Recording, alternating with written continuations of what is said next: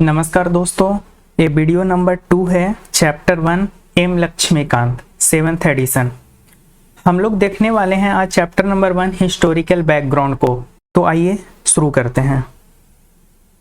The Britishers comes to India in 1608 as a trader in the form of East India Company which had the exclusive right of trading in India under a charter granted by Queen Elizabeth first in 1600। Britishers India में 1608 में आते हैं in the form of trader. वो Britishers India में आकर के east India company की शुरुआत करते हैं और उनके पास एक्सक्लूसिव राइट दिया गया था। क्वीन एलिजाबेथ फर्स्ट ने 1600 में चार्टर प्रोवाइड किया ईस्ट इंडिया कंपनी को कि वो इंडिया में जाके ट्रेडिंग कर सकते हैं। चार्टर का मतलब उन्हें राइट दिया गया कि आप इंडिया में जाइए और इंडिया में ट्रेडिंग करिए, लेकिन उनके पास मोनोपोली राइट था, मतलब सिर्फ और सिर्फ इंडिया से ट्रेडिंग करने का राइट सिर्फ और सिर्फ ईस्ट इंडिया कंपनी के पास में था। इन 1765 the company which still had purely trading function obtained the Deewani right. हुआ ये दोस्तों कि 1765 से पहले ईस्ट इंडिया कंपनी के पास सिर्फ और सिर्फ ट्रेडिंग राइट था, लेकिन इसके बाद 1765 के बाद बैटल ऑफ बक्सर के बाद इनके पास एडमिनिस्ट्रेटिव राइट भी आ गया, यानी कि इनके पास दीवानी पावर भी आ गया, दीवानी राइट भी आ गया। अब इनके पास दीवानी राइट क्या होता है? तो दीवानी राइट का मतलब होता है इनके पास रेवेन्यू कलेक्शन का भी राइट आ गया, प्लस सिविल मैटर देखने का भी राइट आ गया। तो ब्रिटिशर्स के पास 1765 के बाद दीवानी राइट आ गई। कहाँ कहाँ की दीवानी राइट आ गई? तो बंगाल, बिहार एंड उड़ीसा की। This started its career as a territorial power, और इसके बाद यहाँ से शुरू होता है ईस्ट इंडिया कंपनी का territorial power. In 1858 in the wake of सिपाही mutiny, the British Crown assumed direct responsibility for the governance of India। और होता क्या है दोस्तों कि 1857 में जब सिपाही म्यूटिनी होता है तो उसके बाद 1858 से ब्रिटिश गवर्नमेंट पूरी की पूरी ताकत अपने हाथों में ले लेती है। यानी कि पहले जो भी इंडिया के जितने भी पार्ट पर ईस्ट इंडिया कंट्रोल कर रही थी, वो सब सारे पार्ट का कंट्रोल अब डायरेक्टली ब्रिटिश क्राउन के हाथों में चला जाता है। This rule continued until India was granted independence on August 15, 1947। और ये रूल तब तक चलते रहा जब तक 15 अगस्त 1947 को इंडिया आज़ाद ना हो गया हो। मतलब कहने का मतलब ये है कि 1858 से लेकर के 1947 तक इंडिया का कंट्रोल ईस्ट इंडिया कंपनी के हाथों में नहीं था, बल्कि ब्रिटिश क्राउन के हाथों में चला गया था। ठीक है। With independence come the need for the constitution. लेकिन जब हमें इंडिपेंडेंस मिल रही थी तो हमारे कंट्री को कॉन्स्टिट्यूशन की जरूरत थी। तो इसीलिए hence a constituent assembly was formed for this purpose in 1946। इसीलिए 1946 में कॉन्स्टिट्यूएंट असेंबली का फॉर्मेशन किया गया और हमारा फाइनली कॉन्स्टिट्यूशन जाके रेडी हो गया, यानी कि हमने अडॉप्ट कर लिया 26 जनवरी 1950 को। ठीक है। The constitution come into being clear. However, various feature of the Indian Constitution and polity have their root in the British rule। लेकिन दोस्तों इस समझने वाली बात ये है कि एक दिन में कॉन्स्टिट्यूशन नहीं बन गया था, यानी कि आज उठे और आज चलो कॉन्स्टिट्यूशन बनाते हैं, ऐसा कुछ नहीं हुआ। कॉन्स्टिट्यूशन का जो रूट है, यानी कि इसकी नींव जो है वो ब्रिटिश इंडिया से ही है। मतलब बहुत सारे हम लोग ब्रिटिश इंडिया से चीज़ों को उठा करके हमने कॉन्स्टिट्यूशन बनाया है। There were certain events in the British rule that laid down the legal framework for the constitution and the functioning of government and the administration in the British India। British के time में बहुत सारे ऐसे situation आए या बहुत सारे ऐसे इवेंट हुए जिसके वजह से ब्रिटिशर्स ने बहुत सारे लीगल फ्रेमवर्क बनाए, ऑर्गेनाइजेशन बनाए, बहुत सारे फंक्शनिंग ऑफ गवर्नमेंट किए और एडमिनिस्ट्रेशन किए।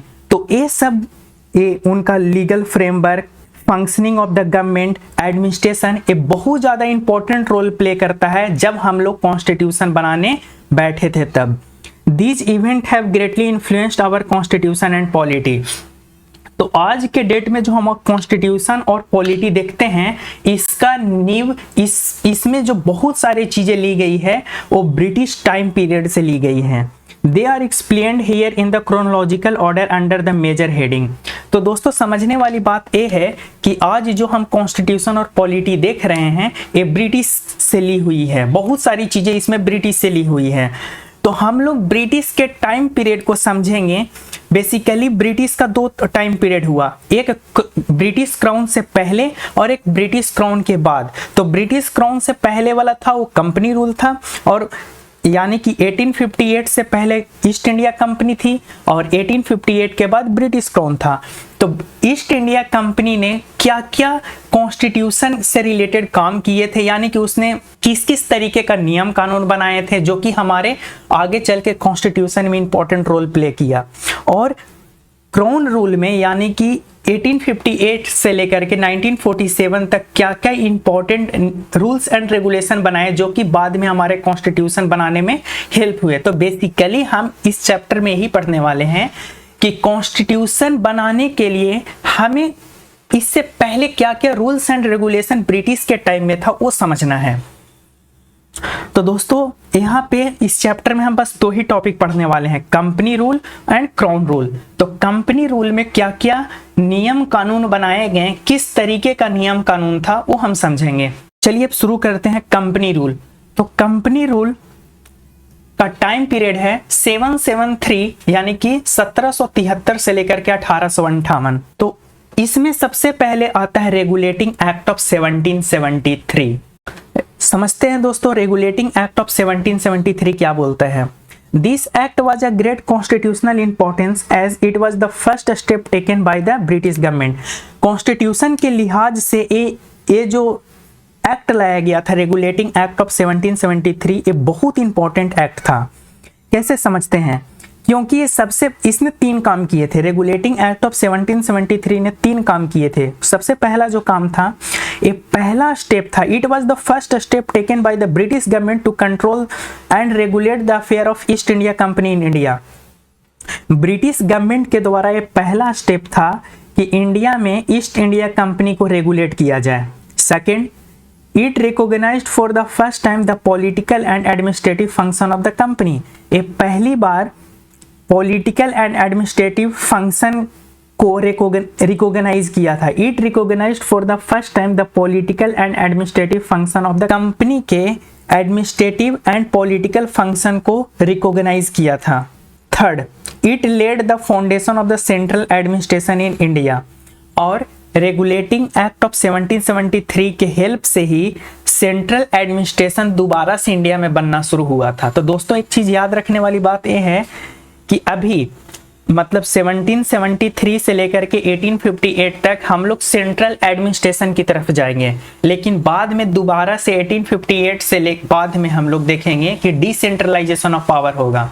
अभी सेंट्रलाइजेशन ऑफ पावर होगा, बाद में डिसेंट्रलाइजेशन ऑफ पावर होगा।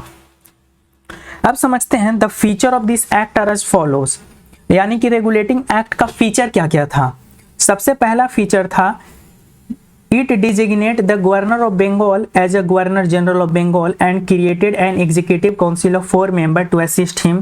The first such Governor General was Lord Warren Hastings. इसमें कहा जा रहा है दोस्तों कि गवर्नर जनरल ऑफ बंगाल को अब गवर्नर ऑफ बंगाल को गवर्नर जनरल ऑफ बंगाल कहा जाने लगा, और गवर्नर जनरल ऑफ बंगाल को असिस्ट करने के लिए 4 मेंबर का एक एग्जीक्यूटिव काउंसिल बनाया गया। और सबसे पहले जो गवर्नर जनरल ऑफ बंगाल थे उनका नाम था Lord Warren Hasting. Second feature क्या बोलता है, it made the governor of Bengal and Madras presidency subordinate to the governor general of Bengal unlike earlier when the 3 presidency were independent of one another। Second कहा जा रहा है यहाँ पे कि governor of Bombay and governor of Madras presidency, governor of Bombay and governor of Madras presidency अब सब ordinate हो गए थे गवर्नर जनरल ऑफ बंगाल। कहने का मतलब है कि गवर्नर जनरल ऑफ बंगाल को ज्यादा पावर दे दी गई और इससे कम पावर थी governor general of Bombay and governor general of Madras के पास में। यानी कि governor general of Bengal and governor general of Madras and governor general of Bombay को कुछ भी काम करना होगा तो वो approval governor general of Bengal से लेंगे। ठीक है दोस्तों, मैंने गवर्नर जनरल ऑफ बॉम्बे बोल दिया, यहाँ पे है गवर्नर जनरल ऑफ बॉम्बे बोल दिया, इसकी जगह पे हमें बोलना है governor of Bombay and governor of Madras. Third, it provided for the establishment of the supreme court at Calcutta comprising 1 chief justice and 3 other जजेस। तो 1774 में सुप्रीम कोर्ट का एस्टेब्लिशमेंट होता है कलकत्ता में, इसमें 1 चीफ जस्टिस थे और 3 और अदर जजेस थे। 4, it prohibited the servant of the company from engaging in any private trade और एक्सेप्टिंग प्रेजेंट और bribe from the natives. Regulating act of 1773 का फीचर नंबर 4 है। ये क्या बोलता है कि ये जो एक्ट आया था रेगुलेटिंग एक्ट ऑफ 1773, एक कंपनी के सर्वेंट को किसी भी तरीके का गिफ्ट या फिर घूस ब्राइब लेने से रोकता था। मतलब अगर आप कंपनी के सर्वेंट हैं तो आप किसी भी तरीके का ना गिफ्ट एक्सेप्ट कर सकते हैं और ना ही ब्राइब ले सकते हैं नेटिव से, मतलब आसपास, मतलब जहां पे आप काम कर रहे हो वहां के आसपास के लोगों से। 5th, it strengthen the control of the British government over the company by requiring the court of director governing body of the company to report on its revenue, civil and the military affair in the India. Company के ऊपर control करने के लिए British government ने एक body बनाई जिसका नाम था कोर्ट ऑफ डायरेक्टर। तो कोर्ट ऑफ डायरेक्टर जो था वो डायरेक्टली रिपोर्ट करता था ब्रिटिश गवर्नमेंट को। किस चीज के बारे में रिपोर्ट करता था? तो ईस्ट इंडिया कंपनी के रेवेन्यू से रिलेटेड कोई भी बात होती थी तो डायरेक्टली बॉडी जो था court of director directly British government को रिपोर्ट करती थी। रेवेन्यू से रिलेटेड, सिविल मैटर से रिलेटेड और मिलिट्री अफेयर से रिलेटेड मैटर को डायरेक्टली ब्रिटिश गवर्नमेंट के पास रिपोर्ट करती थी। तो दोस्तों ये था हमारा रेगुलेटिंग एक्ट ऑफ 1773। अब सेकेंड टॉपिक हम देखने वाले हैं अमेंडिंग एक्ट ऑफ 1781। हुआ यह दोस्तों कि रेगुलेटिंग एक्ट ऑफ 1773 जब आया तो इसमें कुछ कमियां रह गई थी। इस कमियां को सुधारने के लिए हमने अमेंड किया, मतलब हमने नहीं, ब्रिटिशर्स ने अमेंड किया रेगुलेटिंग एक्ट ऑफ 1773 और इसका नाम रखा अमेंडिंग एक्ट ऑफ 1781। तो समझते हैं अमेंडिंग एक्ट ऑफ 1781 क्या है। In a bid to rectify the defect of the regulating act of 1773, the British Parliament passed the amending act of 1781, also known as Act of Settlement। तो मैंने अभी just ही बताया आपको कि रेगुलेटिंग एक्ट ऑफ 1773 में जो भी कमियां रह गई थी उसको सही करने के लिए हम ब्रिटिशर्स ने अमेंडिंग एक्ट ऑफ 1781 लाया। इसे और एक और दूसरे नाम से बोला जाता है एक्ट ऑफ सेटलमेंट। अब समझते हैं कि इसके फीचर क्या है, मतलब अमेंडिंग एक्ट ऑफ 1781 के फीचर क्या है। फर्स्ट फीचर बोलता है it exempted the governor general and the council from the jurisdiction of the supreme court for the act carried out by them in the official capacity. Similarly it was exempted the servant of the company from the jurisdiction of the supreme court for their official action. यहाँ पे कहा जा रहा है कि governor general और उसके council को सुप्रीम कोर्ट के जुरिसडिक्शन से बाहर रखा जाता है। यानी कि गवर्नर जनरल और उसके काउंसिल अपने ऑफिशियल कैपेसिटी में कोई भी काम करते हैं तो उसके ऊपर सुप्रीम कोर्ट किसी भी तरीके का इंटरफेयर नहीं करेगा। उसी तरीके से अगर गवर्नमेंट सर्वेंट, कंपनी के गवर्नमेंट सर्वेंट अगर कोई काम करते हैं तो वो भी जुरिसडिक्शन ऑफ सुप्रीम कोर्ट से बाहर हैं। मतलब किस तरीके का काम करते हैं, ऑफिशियल एक्शन, अपना डे टू डे लाइफ में जितने भी ऑफिशियल एक्शन करते हैं तो उसमें बिना मतलब का सुप्रीम कोर्ट इंटरफेयर नहीं करेगी। Second, it excluded the revenue matter and the matter arising in the collection of the revenue from the jurisdiction of the supreme court. जितने भी रेवेन्यू मैटर होंगे और रेवेन्यू मैटर से रिलेटेड जितने भी matter होंगे, कलेक्शन ऑफ रेवेन्यू, ये सब सुप्रीम कोर्ट के जुरिसडिक्शन से बाहर होंगे। Third, it provided that the supreme court was to have jurisdiction over all the inhabitant of the Calcutta. कहने का मतलब ये है दोस्तों कि सुप्रीम कोर्ट के पास कलकत्ता के जितने भी इनहेबिटेंट थे, मतलब कलकत्ता में जितने रहने वाले लोग थे, उनके मैटर को भी ये सुनता था सुप्रीम कोर्ट। किस तरीके का मैटर को सुनता था, मतलब अगर लोगों को किसी तरीके का कोई दिक्कत है तो उनको उसको सुनता था। लेकिन इसमें एक कैच पॉइंट है, क्या है कि ये जो सुप्रीम कोर्ट था वो अकॉर्डिंग टू डिफेंडेंट्स लॉ लगाता था, पर्सनल लॉ ऑफ डिफेंडेंट्स। कहने का मतलब यह है कि हिंदू के लिए हिंदू लॉ लगेगा और मुस्लिम के लिए शरिया लॉ लगेगा या फिर Mohammedan law. Sharia law Mohammedan law एक ही है। फोर्थ, इट लेड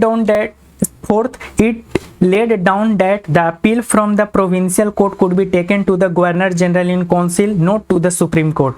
यहाँ पे क्या कहा जा रहा है, प्रोविंशियल कोर्ट से ऊपर अगर कोई केस जा रहा है तो वो case governor general in council के पास जाएगा, ना कि सुप्रीम कोर्ट के पास जाएगा। अगर आज हम देखें तो क्या होता है, subordinate court, high court, supreme court. लेकिन पहले ऐसा नहीं था, मतलब प्रोविंशियल कोर्ट से ऊपर केस जाएगा तो वो गवर्नर जनरल इन काउंसिल के पास जाएगा, ना कि सुप्रीम कोर्ट के पास जाएगा।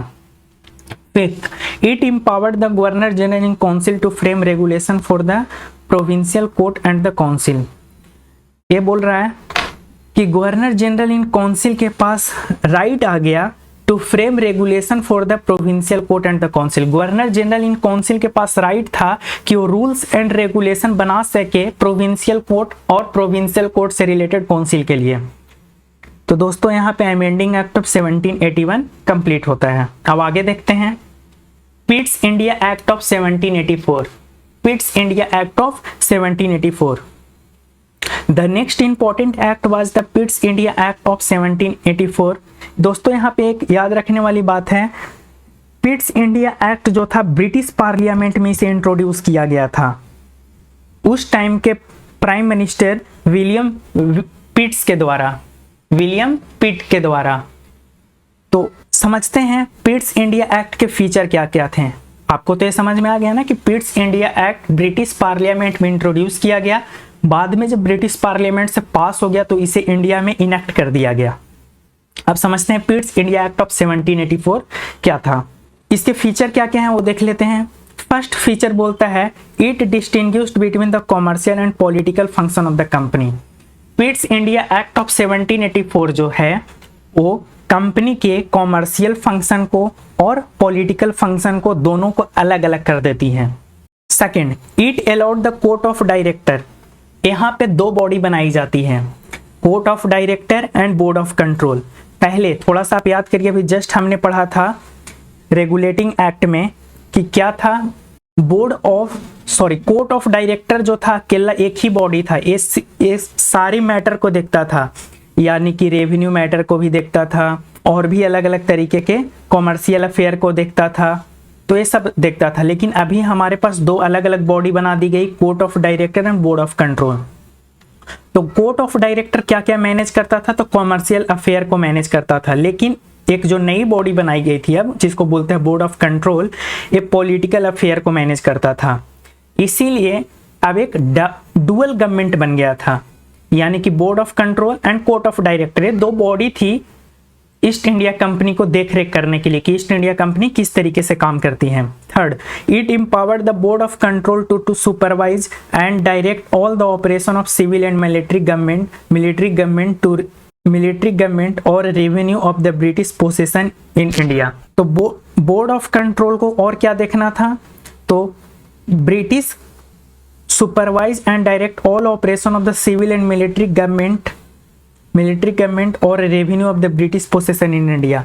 मतलब उस टाइम के हमारा जो ब्रिटिश पोसेशन था उसके मिलिट्री ऑपरेशन को देखना, सिविल मैटर को देखना और रेवेन्यू मैटर को देखना, ये सब सारा काम बोर्ड ऑफ कंट्रोल के अंदर था। Thus, the act was significant for two reasons। लेकिन हम बात कर रहे हैं कि ये पिट्स इंडिया एक्ट इंपॉर्टेंट क्यों था, इसके दो कारण थे। पहला कारण ये था the company territory in India were the first time called the British possession in India. इस एक्ट के तहत सबसे पहली बार कंपनी के टेरिटरी को ब्रिटिश पोसेशन कहा जाने लगा।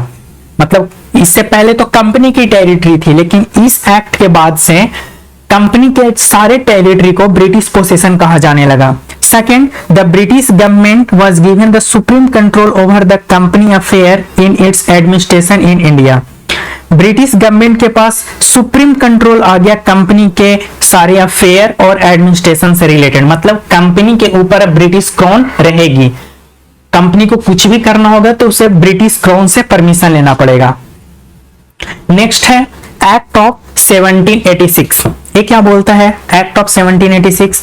इन 1786 Lord Cornwallis was appointed as the governor general of Bengal. 1786 में लॉर्ड कॉर्नवालिस को governor general of Bengal appoint किया जाता है, लेकिन ये खुद को as a governor general of Bengal appoint होने से पहले दो कंडीशन रखते हैं, दो डिमांड रखते हैं। उन्होंने पहला जो डिमांड रखा वो था he should be given power to override the decision of the council in the special case. इन्होंने पहला डिमांड ये रखा कि कुछ स्पेशल केस में काउंसिल ऑफ मिनिस्टर के बातों को ओवरराइड करने का पावर इनको दिया जाए। ठीक है। सेकेंड, चार असिस्टिंग मेंबर थे ना, प्लस एक गवर्नर जनरल था, तो गवर्नर जनरल के पास ओवरराइडिंग पावर हो कि चारों के बातों को ओवरराइड कर सके कुछ स्पेशल केस में। Second, he would also be the commander in chief, और एक कमांडर इन चीफ भी होगा, मतलब गवर्नर जनरल, मतलब इसे मतलब लॉर्ड कॉर्नवालिस को कमांडर इन चीफ का भी पोस्ट दिया जाएगा। According to the act of 1786 was enacted to make both the provision, और ये दोनों प्रोविजन को लागू करने के लिए एक्ट ऑफ 1786 लाया गया। अब आगे समझते हैं चार्टर एक्ट ऑफ 1793। इसका फीचर क्या क्या है? First, it extended the overriding power given to the Lord Cornwallis over his council to all the future governor general. Charter act of 1793 क्या है कि जो भी दो डिमांड लॉर्ड कॉर्नवालिस ने किए थे, वो डिमांड को बाद में सारे गवर्नर जनरल के लिए कर देना था। तो पहला तो ये हुआ कि जो लॉर्ड कॉर्नवालिस के लिए जो दो डिमांड किए गए थे, ओवरराइडिंग पावर, सॉरी दो डिमांड नहीं, ओवरराइडिंग पावर जो लॉर्ड कॉर्नवालिस को दिए गए थे, वही ओवरराइडिंग पावर सारे गवर्नर जनरल को दिए जाएंगे कुछ स्पेशल केस में, कि वो अपने असिस्टिंग यानी कि काउंसिल ऑफ मेंबर के बातों को ओवरराइड कर सके।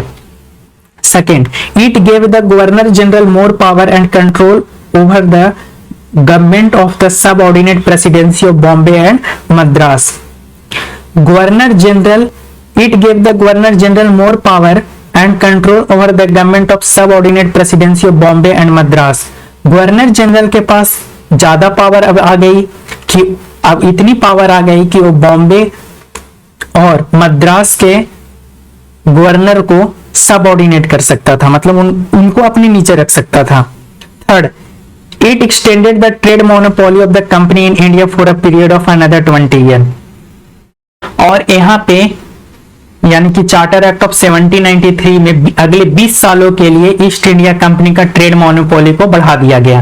यानी कि दोस्तों यहाँ पे याद रखिएगा 1773 20 साल का एग्रीमेंट होता था, तो 1773 में 20 साल का एग्रीमेंट हुआ, तो 1793 यानी कि 1773 से 1793, और उसके बाद 20 साल का होगा तो 1813 तक चलेगा। फोर्थ देखते हैं दोस्तों, it provided that the commander in chief was not to be the member of governor general council unless he was so appointed. यहाँ पे कहा जा रहा फोर्थ फीचर में कि कमांडर इन चीफ जो होगा बाय डिफॉल्ट जो होगा वो member of governor general council नहीं होगा, बाय डिफॉल्ट नहीं होगा, उसे अलग से बनाना पड़ेगा। जब तक वो अपॉइंट नहीं किया जाएगा गवर्नर जनरल इन काउंसिल का मेंबर, तब तक वो मेंबर नहीं होगा। Fifth, it laid down that the member of the board of control and their staff were henceforth to be paid out of the Indian revenue। यहाँ पे कहा जा रहा है दोस्तों कि इस एक्ट के तहत member of board of control और उसके स्टाफ को सैलरी जो होगी इंडियन रेवेन्यू से दी जाएगी। दोस्तों ये कंप्लीट हो गई चार्टर एक्ट ऑफ 1793। अब हम डिस्कस करने वाले हैं चार्टर एक्ट ऑफ 1813। अब हम दोस्तों देखने वाले हैं चार्टर एक्ट ऑफ 1813। ओके, इसका फीचर क्या क्या है? फर्स्ट फीचर बोलता है it abolish the trade monopoly of the company in India, that is the Indian trade was thrown open to all British merchant, however it continued the monopoly of company over trade in tea and trade with China. अब 1813 में trade monopoly को खत्म कर दी जाती है। मतलब जो पहले सिर्फ और सिर्फ ईस्ट इंडिया कंपनी के पास ट्रेड मोनोपोली था इंडिया के साथ ट्रेड करने का, इसे खत्म कर दी जाती है। लेकिन इसके पास अभी भी सिर्फ दो चीज की मोनोपोली है। चाय की ट्रेडिंग करने के लिए सिर्फ और सिर्फ ईस्ट इंडिया कंपनी ही करेगा, और इंडिया और चाइना के बीच में जितनी भी ट्रेडिंग होगी वो सिर्फ और सिर्फ ईस्ट इंडिया कंपनी ही करेगी। Second, it asserted the sovereignty of British Crown over the company territory in India। Second ये बोलता है कि ब्रिटिश क्राउन की सोवर्निटी का मतलब होता है इंडिपेंडेंट टू टेक डिसीजन, ठीक है, एक्सटर्नली इंडिपेंडेंट, इंटरनली सुप्रीम।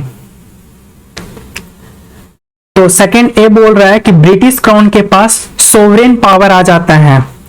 जितनी सोवरेन पावर किस चीज से रिलेटेड, कंपनी की जितनी भी टेरिटरी था उसका अब मालिकाना हक ब्रिटिश क्राउन के पास आ जाता है एक तरीके से, और उसका सोवरेन पावर ब्रिटिश क्राउन के पास आ जाता है। Third, it allowed the Christian missionary to come to India for the purpose of the enlightening the people. Third में बोला जा रहा है कि क्रिश्चियन मिशनरी इंडिया में आने के लिए अब इन्हें परमिशन मिलने लगा, अलाउ कर दिया गया। क्यों इंडिया में आने का परमिशन मिलने लगा? ताकि इंडिया में आकर के इन लोगों को इनलाइटन कर सके। इन लोग का मानना था कि सबसे ज्यादा पढ़े लिखे हम ही लोग हैं, सबसे समझदार हम ही लोग हैं, बाकी तो सब लोग ऐसे ही हैं। तो इसीलिए इन्होंने अलाउ कर दिया क्रिश्चियन मिशनरी का कि इंडिया में आओ और इंडिया के लोगों को इनलाइटन करो, जैसे आपने खुद पता नहीं क्या है। Fourth, it provided for the spread of the western education among the inhabitant of the British territory in India. Fourth में कहा गया कि ब्रिटिश टेरिटरी में रहने वाले सारे लोगों को वेस्टर्न एजुकेशन प्रोवाइड किया जाएगा। Fifth, it authorise the local government in India to impose tax on person. Fifth में कहा जा रहा है कि लोकल गवर्नमेंट को यह ऑथोरिटी मिल गई कि सारे लोगों से टैक्स इम्पोज, सारे लोगों पर टैक्स इम्पोज करे एज अ पर्सन। मतलब लोगों से, मतलब उनके टेरिटरी में रहने के लिए लोगों को टैक्स देना पड़ेगा। सामान वगैरह पर तो टैक्स लगता ही था, लेकिन उसके अलावा लोगों को टैक्स देनी होती थी। They could also punish the person for not paying tax. अगर टैक्स नहीं पे करता है कोई पर्सन एज अ पर्सन, तो उसे पनिशमेंट भी देने का राइट मिल गया था लोकल गवर्नमेंट को। तो दोस्तों इस वीडियो को यहीं पे रखते हैं। अब अगली वीडियो शुरू करेंगे, उसमें चार्टर एक्ट ऑफ 1833, और हम लोग अगले वीडियो में क्राउन रूल को भी शुरू कर देंगे। ओके दोस्तों, तो जल्दी मिलते हैं अगले वीडियो में। जय हिंद।